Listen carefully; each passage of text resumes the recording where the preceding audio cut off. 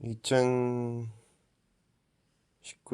10월 20일 일요일 오후 10시 30분 스페인 세계문학 돈키호테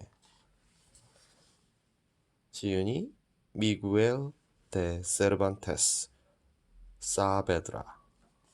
한 사람 이름이 이렇게 길어.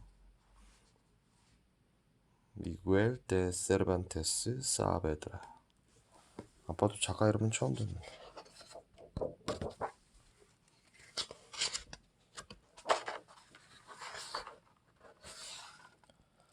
스페인 라만차 마을에 아론소 기하노라는 귀족이 살고 있었습니다.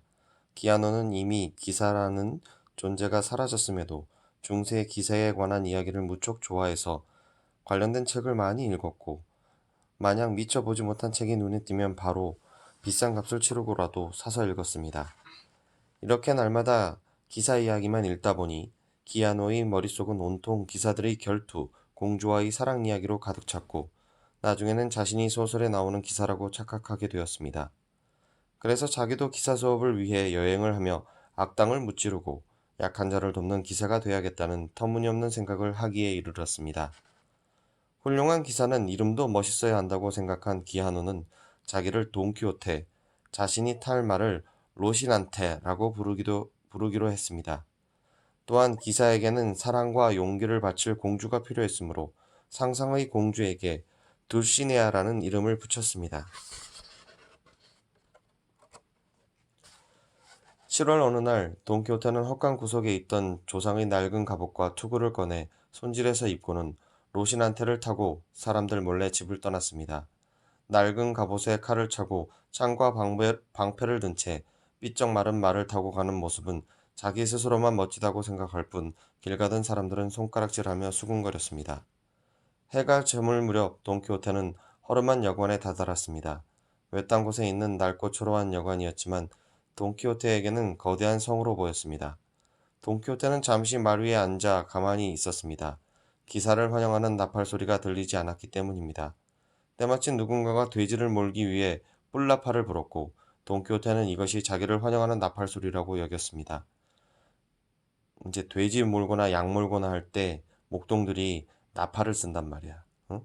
그 나팔 소리가 자기를 환영하는 나팔 소리로 착각한 거지. 여관으로 들어간 돈키호테는 일하는 하녀를 귀부인으로, 여관 주인은 성주로 여기고 정중하게 말했습니다. 성주님, 황송하오나 제게 기사 칭호를 내려주신다면 그 은혜를 잊지 않겠습니다. 본래 기사는 왕이나 성주 또 다른 기사에게서 칭호를 받아야 했습니다. 돈키호테는 아직 칭호를 받지 않았기 때문에 성주에게 받으려 한 것이지요. 그러니까 기사나 성주 왕한테 칼을 들고선 너를 기사로 임명하노라 하는 그런 칭호를 받아야 된다는 거야. 돈키호테는 아직 칭호를 받지 않았기 때문에 성주에게 받으려 한 것이지요. 눈치 빠른 주인은 돈키호테가 정상이 아님을 알아채고 빨리 쫓아보내는 것이 좋겠다고 여겨 돈키호테의 청을 들어주었습니다. 당연히 해드려야죠. 여관 주인은 돈키호테의 칼로 양쪽 어깨를 가볍게 한 차례씩 두드리며 말했습니다. 이제부터 그들을 정식 기사로 임명하노라. 고맙습니다. 성주님의 은혜로 이제 기사가 되었으니 천하를 돌아다니며 악당을 무찌르고 약한 이를 돕겠습니다. 훌륭한 생각이오. 그러면 먼 길을 갈 준비가 소홀한 것 같구려. 하인도 없고. 돈키호테는 여관 주인 말대로 다시 준비하기 위해 집으로 돌아갔습니다. 말없이 사라졌던 돈키호테 때문에 걱정을 하던 조카와 하인들은 돈키호테가 돌아오자 수군거렸습니다. 주인님이 완전히 이상해진 모양이야. 얼마 전에 책을 읽다가 갑자기 칼로 벽을 찌르더니 악마를 무찔렀다고 자랑하기도 했어. 돈키호테는 며칠 동안 집에서 머물면서 근처에 사는 약간 모자란 농부 산초 판사를 꿰었습니다. 이름이 산초 판사야. 검사 판사 할 때 그 판사가 아니라 그냥 이름이 산초 판사야. 나는 이제부터 기사 수업을 하기 위해 여행을 떠날 것이다. 내가 하인으로서 나를 잘 섬기면 전쟁에서 얻은 영토를 주마. 그러면 너는 총독이 되는 거야. 나으리, 그게 정말입니까? 평생 농사만 지은 제가 총독이 된다니요. 온갖 모험을 겪은 기사가 받는 선물과도 같은 것이지. 알겠습니다. 그러면 언제 떠나는지요? 내일 아침이다. 말도 안 되는 약속이었지만 산초는 돈키호테를 믿고 함께 여행을 떠나기로 했습니다. 다음날 아침 산초는 총독이 된다는 부푼 꿈을 안고 당나귀에 몸을 싣고 돈키호테 뒤를 따랐습니다. 돈키호테는 산초가 탄 당나귀를 보고 눈살을 찌푸렸지만 악당의 말을 빼앗아 바꿔주리라는 생각하여 아무 말도 하지 않았습니다. 나리, 제게 하신 약속 절대 잊으시면 안 됩니다. 별 걱정을 다 하는구나. 어찌 총독분이겠냐? 넓은 용토를 얻는다면 반을 갈라 한쪽을 내게 줄 테니 왕노릇도 할 수 있을 것이다. 왕이라고요? 그러면 제 마누라는 왕비가 되고 자식들은 왕자나 공주가 된다는 말이군요. 돈키호테와 산초는 이렇게 터무니없는 말을 주고받으며 길을 가다가 어느 벌판에 이르렀습니다. 멀리서 바람을 받아 빙글빙글 돌아가는 풍차를 발견한 돈키호테가 큰 소리로 외쳤습니다. 거인 프린스턴이다. 오냐, 정의의 이름으로 너를 무찌르리라. 나리, 저것은 풍차입니다. 산초가 말렸으나 이 말에 흔들린 돈키호테가 아니었죠. 돈키호테는 풍차를 향해 빠르게 달려가 창으로 찔렀습니다. 빠직! 풍차에 부딪히는 순간 창은 부러지고 돈키호테는 풍차의 바람개입에 걸려 말과 함께 공중에 떴다가 땅으로 곤두박질 치고 말았습니다. 놀란 산초가 달려가 땅바닥에 쓰러진 돈키호테를 일으키며 말했습니다. 괜찮으십니까? 실망할 것 없다. 전투에서는 질 수도 있는 법이니까. 그런데 마법사가 거인 프린스턴을 어느새 풍차로 변하게 했구나. 풍차와 싸운 뒤 얼마 지나지 않아 두 사람은 어떤 부인의 마차를 타고 하인들과 함께 지나가는 모습을 보았습니다. 그런데 그 뒤에는 검은 옷을 입은 수도승들이 따라가고 있었습니다. 일행은 아니었지만 우연히 같은 방향으로 가고 있는 듯 했습니다. 돈키호테는 또 소설 내용을 떠올리며 말했습니다. 나쁜 무리가 귀부인을 납치하려고 하는구나. 구해드려야겠다. 나리, 저 사람들은 수도승 같은데요? 아무려면 수도승들이 나쁜 짓을 하겠습니까? 산초, 너는 아직 모험이 뭔지 모르는구나. 저런 속임수에 넘어가면 안 되는 것이다. 돈키호테는 말을 몰아 수도승들에게 달려들며 외쳤습니다. 수도승들이 뭔지 알지? 이렇게 목사나 신부가 되려고 하는 사람들이 서로 모여서 성경 공부하고 그렇게 연구하는 사람들을 수도승이라고 그래. 못된 악당들, 어서 부인을 풀어드리지 못할까? 갑옷을 입은 사람이 갑자기 창을 휘두르며 달려들자 하인들과 수도승들은 어리 빠져 그 자리에 엎드리거나 근처 숲으로 도망쳤습니다. 돈키호테는 의기양양하며 큰 소리로 말했습니다. 부인, 이제 안심하십시오. 악당들을 모두 쫓아버렸습니다. 부인은 처음에는 놀랐지만 곧 돈키호테가 정상이 아님을 알아채고 마차에서 내리며 말했습니다. 용감한 기사님 덕분에 무사할 수 있었습니다. 어떻게 보답해야 할까요? 저는 둘시네아 공주와 사랑으로 맺어진 기사 돈키호테입니다. 사례는 필요 없고 둘시네아 공주가 있는 토보소로 가셔서 제 활약을 알려주시면 됩니다. 부인은 웃음을 꾹 참으며 알겠다고 고개를 끄덕였습니다. 기사로서 훌륭한 일을 했다고 생각한 돈키호테는 정중히 인사를 하고 말을 돌려 그곳을 떠났습니다. 돈키호테가 떠난 뒤 사람들은 모두 배를 잡고 웃음을 터뜨렸습니다. 처음에는 놀라 숲으로 도망갔던 하인들까지 말이죠. 며칠 후 돈키호테와 산초가 숲에서 말과 당나귀에게 풀을 뜯게 하며 쉬고 있는데 장사꾼 무리가 숲으로 들어왔습니다. 장사꾼들은 돈키호테와 산초를 힐끗 쳐다보더니 숲 한쪽에 앉아 웃고 떠들기 시작했습니다. 돈키호테는 기사인 자기에게 인사도 하지 않은 건방진 무리라고 여겼지요. 더구나 상대는 무기까지 가지고 있으니 기사이거나 나쁜 무리라고 생각한 것입니다. 나는 기사 수업을 위해 여행 중인 라만차의 돈키호테라고 한다. 기사에게도 인사하지 않는 무례한 너희는 분명 못된 무리일 것이니 내 오늘 버릇을 고쳐놓겠다. 또 소설 내용을 떠올린 돈키호테는 다짜고짜 칼을 빼들고 상대를 공격하려 했습니다. 그러나 장사꾼들은 먼 길을 다니면서 사람을 많이 만나고 간혹 사나운 짐승과 마주치기도 했으므로 지팡이나 무기를 가지고 있었습니다. 돈키호테의 공격을 받은 사내가 몸을 피하는 순간 곁에 있던 다른 사내가 몽둥이를 휘둘렀습니다. 돈키호테의 칼은 반으로 부서지고 말았습니다. 돈키호테가 당황하는 사이 한 사내가 슬쩍 발을 내밀었습니다. 돈키호테는 그 발에 걸려 나동그라졌고 장사꾼들은 우르르 몰려들어 돈키호테를 마구 때리고 발로 찼습니다. 저 녀석도 한패야! 한 사내가 우두커니 서 있는 산초를 가리키며 말했습니다. 산초도 흠씬 두들겨 맞는 것은 당연했지요. 비겁한 놈들, 한꺼번에 여럿이 덤벼들다니. 그나마 다행입니다. 목숨이 붙어 있으니 말이죠. 바르가스라는 기사는 싸움 도중에 칼이 부러지자 곧 튼튼한 참나무 가지를 꺾어 들고 적들을 때려 눕혔지. 칼이 부러졌을 때 왜 그 생각을 못했을까? 나뭇가지로 멋지게 적을 무찔러 내가 정말 훌륭한 주인을 모셨구나라는 것을 느끼도록 해야 했는데. 무슨 말씀을요? 살아남은 것만 해도 다행입죠. 거의 죽을 뻔한 고비를 넘기고 간신히 숲을 빠져나온 두 사람은 서로를 부축하며 들판을 헤매다가 허름한 여관을 발견하고 그리로 들어갔습니다.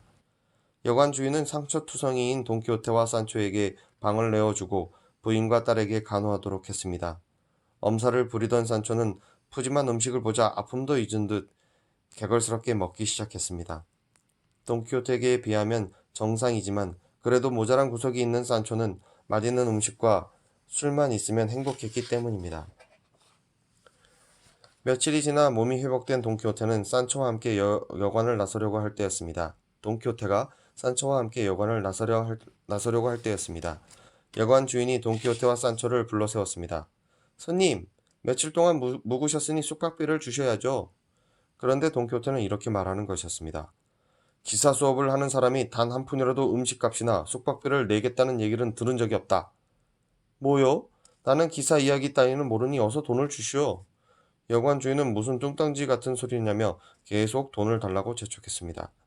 기사를 대접할 줄 모르는 무례한 녀석 같으니. 돈키호테는 소리를 지르고 창을 휘두르며 여관 주인에게 달려들었습니다.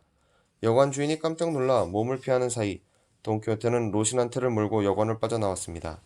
하지만 행동이 느린 산초는 미처 빠져나오지 못하고 여관 주인과 하인들에게 잡혀 매를 맞아야 했습니다. 반죽음이 되어 여관에서 쫓겨난 산초는 근처 숲에서 부러진 칼을 고치고 있는 돈키호테를 발견했습니다. 반토막이 된 칼을 제대로 고치려면 대장간에 가야 했지만 돈키호테는 대충 끈으로 묶어 그럭저럭 다시 사용할 수 있게 만들었습니다. 기사 수업이 이렇게 고생스럽고 힘든 것이라면 저는 차라리 고향으로 돌아가 농사나 짓겠어요. 산초의 말에 돈키호테는 대강수리한 칼을 휘두르며 말했습니다. 내가 아직 기사도의 참뜻을 깨닫지 못했기 때문이다. 조금만 더 참아라. 이처럼 작은 고통은 아무것도 아니다. 기사란 온갖 모험을 겪으며 성장하는 것이니까. 나리에겐 모험일지 모르지만 저는 이제 두들겨 맞는 일은 못 견디겠습니다. 참아라. 넓은 영토나 높은 지위는 결코 쉽게 얻어지는 것이 아니다. 우리가 지금 겪는 모험은 미래의 행복을 위한 고생이다. 돈키호테는 울상이 된 산초를 달리며 다시 정처 없는 길을 떠났습니다. 돈키호테와 산초는 여행을 계속하던 중 죄수들이 쇠사슬에 묶인 채 일하는 것을 보았습니다. 죄수들은 큰 죄를 지어 힘든 노동을 하는 벌을 받는 중이었습니다. 이 광경을 본 돈키호테는 벌컥 화를 냈습니다. 도대체 사람에게 강제로 일을 시킬 수 있는 권리가 누구에게 있단 말이냐? 저놈들은 분명히 악당들이다. 죄 없는 사람들을 잡아와 쇠사슬을 묶고 강제로 일을 시키는 거야. 내 저 불쌍한 사람들을 구해주리라. 돈키호테는 칼을 빼들고 죄수들을 감시하는 감시병들 틈으로 뛰어들었습니다. 갑작스런 습격에 한 감시병이 쓰러졌고 쇠사슬에 묶여있던 죄수들도 감시병들을 공격하기 시작했습니다. 게다가 산초까지 합세하자 몇 안 되는 감시병들은 모두 달아나 버렸습니다. 산초는 죄수들의 몸에 묶인 쇠사슬을 풀어주었습니다. 나는 라만차의 돈키호테라는 기사다. 너희는 토보소의 돌시네아 공주에게로 가서 내 활약을 전하고 오너라. 돈키호테는 죄수들에게 명령했습니다. 그러나 죄수들은 죄를 지어 마음대로 돌아다닐 수 없는 데다가 워낙 거친 사람들이라 말을 들을 리 없었습니다. 우리를 구해준 것은 고마우나 그런 일은 못하겠소. 이런 은혜도 모르는 녀석 같으니 위험을 무릅쓰고 구해줬더니 배신을 해? 돈키호테는 버럭 화를 냈습니다. 하지만 죄수들은 오히려 돈키호테에게 달려들었습니다. 예상치 못한 습격을 받은 돈키호테는 바닥에 쓰러졌고 죄수들은 돈키호테의 물건을 훔쳐 달아났습니다. 산초는 당나귀까지 빼앗겼습니다. 죄수들이 보기에 삐쩍 마른 로신한테는 별 쓸모가 없어 보였기 때문에 당나귀만 가져간 것입니다. 산초야, 되먹지 못한 놈들에게 선을 베푸는 것은 정말 부질없는 일이로구나. 돈키호테가 한숨을 쉬며 말했습니다. 돈키호테와 산초가 들판을 지날 때였습니다. 갑자기 비가 내리기 시작하는데 멀리 황금색으로 빛나는 물건을 머리에 쓰고는 당나귀를 타고 가는 사람이 보였습니다. 돈키호테는 그 모습을 보고 황금 투구를 쓴 기사라고 생각했습니다. 투구가 없어 맨머리로 다니던 돈키호테는 더더욱 투구가 눈에 띄었나 봅니다. 돈키호테는 창을 움켜쥐고 황금 투구를 쓴 사내를 가로막으며 소리쳤습니다. 황금 투구는 아무나 쓸 수 있는 것이 아니다. 나처럼 훌륭한 기사만 있을 수 있다. 당장 벗어놓고 꺼져라. 사내는 깜짝 놀라 당나귀에서 떨어질 뻔했으나 간신히 몸을 세웠습니다. 그 바람에 머리에 쓰고 있던 황금색 물건이 떨어졌고 그 소리에 놀란 당나귀는 나는 듯 달리기 시작했습니다. 그 사내는 떠돌이 이발사로 돈키호테가 황금 투구라고 여긴 것은 노쇠로 만든 대야였습니다. 큰 그릇이란 얘기야. 얼굴을 씻거나 머리를 감길 때 쓰던 노란색 그릇 있지? 노란색 그릇. 우리 시골 가면 있어. 노란색 그릇. 그 노쇠로 만든 거야. 되게 무겁고 노란색이야. 길을 가던 이발사가 갑자기 내리는 비를 피하기 위해 잠깐 머리에 쓴 것인데 돈키호테는 황금 투구를 쓰고 있다고 생각한 것이었습니다. 오, 과연 훌륭한 투구로다. 돈키호테는 대야를 주워 머리에 쓰고는 끈으로 묶어 고정시켰습니다. 산초가 보기에 우스꽝스러운 모습이었지만 돈키호테는 전혀 그렇게 생각하지 않았습니다. 멋진 황금 투구를 쓴 것으로 여겼으니까요. 나리, 그건 아무리 보아도 대야 같은데요? 모르는 소리 마라. 훌륭한 기사만이 쓸 수 있는 황금 투구다. 아까 그 녀석이 어떻게 얻었는지 모르지만 내게 투구가 없는 것을 알고 하늘이 내려주신 것이다. 하지만 아무래도 대야 같은데요? 게다가 무척 크고요. 조금은 큰 것이 사실이다만 가다가 대장간에 들려서 고치면 된다. 그 후로도 여행을 계속하면서 돈키호테와 산초는 여러 모험을 겪었습니다. 물론 그것은 돈키호테만의 생각이었을 뿐 대부분 짐승이나 사람에게 혼난 일들이었습니다. 어느 정도 기사 수업을 하고 모험도 많이 겪었다고 생각한 돈키호테는 돌시네아 공주에게 자신이 한 훌륭한 일을 알리는 편지를 써서 산초에게 전하라고 했습니다. 거룩하고 고귀하신 공주님, 기사 수업이 힘들 때마다 아름다운 공주님을 떠올리며 용기를 냅니다. 제 충실한 하인 산초가 당신에게 그동안 제가 겪은 모험담이 적힌 편지를 전해드릴 것입니다. 영원히 공주를 지키고자 하는 라만차의 돈키호테 드림. 그런데 산초는 당나귀를 잃어버렸기 때문에 돈키호테의 말 로신한테를 타고 가야 했습니다. 그래서 돈키호테는 조카딸에게 집에서 키우던 당나귀를 산초에게 주라는 편지를 따로 썼습니다. 산초는 당나귀를 얻는다는 생각에 기뻐하며 로신한테에 뛰어올라 고향으로 향했습니다. 고향으로 가던 산초는 길에서 우연히 아는 사람을 만났습니다. 여보게 산초 아닌가? 아니 신부님. 고향 마을의 신부는 집을 나간 돈키호테와 산초를 찾고자 사람 하나를 데리고 사방을 돌아다니는 중이었습니다. 자네는 총독인가? 뭔가가 되기 위해 아론소 기아노 어른과 여행을 떠났다고 하던데 그분은 어디에 계시고 자네 혼자만 다니는가? 아론소 기아노요? 아, 돈키호테 나리를 말씀하시는 거군요. 돈키호테가 좀 잘 살았던 집 사람인가 봐. 그지? 하냐도 있고 뭐 아무튼 여기 신부님이 어른이라고 하는 거 보니까 돈키호테라니 그게 무슨 소린가? 모르겠습니다. 아론소 기아노로는 이제 기사 돈키호테님이십니다. 기사 수업 중이시거든요. 저도 마찬가지고요. 신부 일행은 산초를 끼워 돈키호테가 있다는 산으로 가서 돈키호테를 데리고 집으로 가기로 했습니다. 그러나 돈키호테가 순순히 말을 듣지 않을 수 있다는 생각에 기발한 꾀를 내었습니다. 길에서 만난 도로레아라는 소녀를 공주로 분장시키고 신부와 같이 있던 사람이 하인으로 변장하며 돈키호테를 만나 도와달라고 부탁하기로 한 것입니다. 산에 오른 가짜 공주 일행은 바위 위에 앉아있는 돈키호테를 발견했습니다. 공주로 변장한 도로레아는 말에서 내려 돈키호테 앞에 무릎을 꿇고 말했습니다. 오, 용감한 기사님, 당신의 도움을 얻기 위해서 수천리 떨어진 곳에서 왔습니다. 저는 에디오피아 미코미콘 왕국의 미코미코나 공주인데 반역자들이 저희 왕국을 빼앗았습니다. 왕인 아버님은 멀리 피신하셨고 제가 이렇게 도와줄 사람을 찾아 헤매고 있었지요. 그런데 이곳에 용감하고 훌륭한 기사님이 계시다는 소문을 듣고 찾아왔습니다. 부디 도와주십시오. 여태까지 돈키호테에게 이렇게 예의 바르게 직접 찾아와 부탁한 사람은 없었습니다. 그것도 아름다운 공주가 말입니다. 게다가 부탁한 일도 반역자에게 빼앗긴 나라를 되찾는 것이니 기사에게 더없이 어울리는 일이었지요. 기사를 쏘 맹세하고 공주님의 나라를 구해드리겠습니다. 이렇게 해서 가짜 공주 일행은 돈키호테를 앞세우고 출발했습니다. 돈키호테를 속여 집으로 돌아온 일행은 도로레아에게 고마움의 뜻을 전했습니다. 도와주셔서 고맙습니다. 무슨 말씀을요? 덕분에 공주 노릇도 해보고 무척 재미있었어요. 도로레아가 돌아간 뒤 가족들은 돈키호테를 푹 쉬게 했습니다.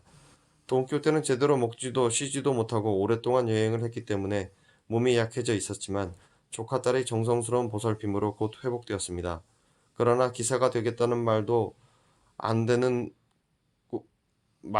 기사가 되겠다는 말도 안 되는 꿈은 버리지 못했습니다. 결국 얼마 지나지 않아 돈키호테는 두 번째 여행을 떠났는데 아쉽게도 그 뒷이야기는 전해지지 않습니다. 다만 홀로 남은 산초만이 가끔씩 이렇게 투덜댔습니다. 나도 함께 떠났더라면 이번에는 틀림없이 백작이나 총독이 되어서 돌아올 텐데. 스페인의 섹스피어라고 불리우는 소설가이자 극작가이자 시인인 미구엘 데 세르반테스 사베드라는 1947년에서 1616년까지 살았으니까 이게 뭐냐 53에 69살까지 살았네. 옛날에 비하면 1500년대 사람이면 되게 오래 사는 거네. 70 가까이 살았으니까. 스페인의 알칼레 데 나레스 알칼데에 나레스에서 가난한 외과 의사의 아들로 태어났습니다. 어, 당시 의사였으면은 모르겠다. 의사라는 직업이 그 어떤 돈을 많이 버는 직업으로 각광을 받게 된 게 얼마 안 됐거든. 옛날에는 의사라는 직업이 되게 가난한 직업이었거든. 왜냐면 더러운 환자들을 만나야 되고 막 병을 고치고 찾아가야 되니까 똑똑하거나 부자인 사람들은 안 하려고 하는 직업이었어. 모험심과 호기심을 타고난 세르반테스는 1571년 그리스도교 동맹국과 오스만 제국 사이에 벌어진 레판토 해전에 참가하여 공을 세우기도 했지요. 하지만 이때 입은 부상으로 평생 왼손을 쓰지 못하게 되었습니다. 게다가 전쟁을 마치고 돌아오는 길에 해적에게 잡혀 5년간이나 노예 생활을 하다가 간신히 도망쳐 나오기도 했습니다. 세르반테스의 이런 다양한 경험은 고스란히 작품에 녹아들어 있습니다. 1585년 첫 소설인 라 갈라테아를 출간하여 작가로 등단한 후 알제리의 생활, 라 누만시아 등 20에서 30편의 희곡을 발표했습니다. 연극을 할 수 있는 글을 갖다가 희곡이라고 그래. 그러다 바보 기사 이야기를 다룬 돈키호테를 발표하여 이락 스페인의 섹스피어로 불릴 만큼 이름을 날렸습니다. 세르반테스는 1616년 4월 23일 마드리드에서 스페인의 수도가 마드리드에서 숨을 거두었는데 공교롭게 섹스피어와 같은 날 죽어 화제가 되기도 했습니다. 섹스피어도 죽었는데 같은 날 죽었다네. 섹스피어랑 이 세르반테스라는 작가랑. 인간의 내면을 솔직하고 익살스럽게 세르반테스는 1605년 돈키호테를 쓴 이유에 대해 유행하고 있는 기사 이야기의 인기에 맞서기 위해서라고 대답했다고 합니다. 당시 유럽은 기사도가 중요한 덕목으로 받아들여졌으며 모든 문학과 예술은 영웅적인 기사를 찬양하는 내용으로 이루어졌습니다. 하지만 직접 전쟁을 겪고 노예 생활을 하면서 인간에 대해 관찰을 한 세르반테스는 기사도 한낱 사람이며 인간은 모두가 어리석은 존재라고 여겼습니다. 그래서 당시 유행하던 영웅적인 기사를 찬양하는 작품 대신에 허풍을 떠는 어리석은 기사를 조롱하는 새로운 소설을 발표한 것입니다. 처음에는 비난이 일지 않을까 우려도 했지만 사람들은 솔직담백하고 유머가 넘치는 돈키호테를 아주 좋아했습니다. 특히 돈키호테와 산초 판사의 평범한 인간성은 국가, 인종, 나이, 성별을 초월해서 사람들에게 깊은 공감을 불러일으켰습니다. 세르반테스는 인물의 심리를 묘사하는데 아주 뛰어난 재능이 있었습니다. 그래서 세르반테스의 소설이나 희곡을 읽는 독자들은 작품에 나오는 인물들이 마치 곁에서 살아 숨쉬는 것 같은 느낌을 받습니다. 아빠가 얼마 전에 읽어줬던 도스토옙스키의 죄와 벌이란 글에서도 아빠가 읽으면서 그 얘기를 했었어. 사람의 마음이나 생각을 정말 잘 이렇게 표현한다, 글로 잘 표현한다고 했었어. 이 사람도 마찬가지라고 작가들한테 평가를 받나 봐. 세르반테스. 스페인의 소설가이자 희곡 작가, 연극을 하기 위해 쓰는 글을 갖다가 희곡이라고 그래. 희곡 작가인 세르반테스가 쓴 돈키호테. 오늘 고생했어요. 태권도 3단 따는 3단 시험 보는 날이지? 아빠 너무 기분 좋았어. 고생했다.